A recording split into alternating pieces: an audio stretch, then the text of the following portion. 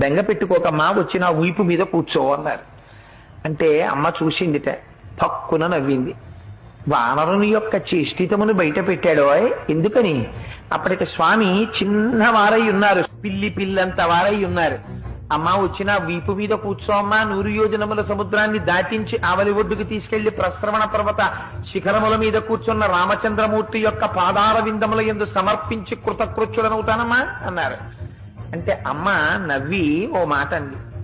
ఎంత మాట అన్నావోయ్ హనుమా, నువ్వే ఇంత స్వరూపమా, నీకో ఇంత వీప, ఆ వీపు మీద నేను కూర్చోనా, నువ్వు నన్ను తీసుకెడతావా, నీ వానర బుద్ధి బయట పెట్టావోయ్ అంది.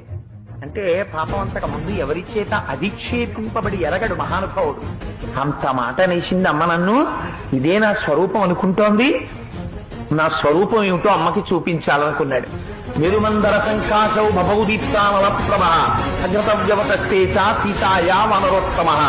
ఒక్కసారి మేరుపర్వత శిఖరాలు ఆకాశాన్ని చుంబిస్తూ ఎలా ఉంటాయో అంత స్వరూపాన్ని పొందేసి పెద్ద పాదాలతో, పిక్కలతో, మోకాళ్లతో, తలిసినటువంటి తొడలతో, సన్నటి నడువుతో, విశాలమైనటువంటి వక్షస్థలంతో, శంఖం లాంటి కంఠంతో, కాల్చిన పెనం లాంటి ముఖంతో, వాడి అయినటువంటి కోరలతో, పచ్చటి కన్నులతో, పెద్ద శిరోజములతో, మహానుభావుడు పరిఘల వంటి భుజములతో, పెద్ద వేళ్లతో, అంతంత అరిచేతులతో స్వామి నిలబడేటప్పటికీ అంత పైకి చూసి అమ్మ ఆశ్చర్యపోయింది.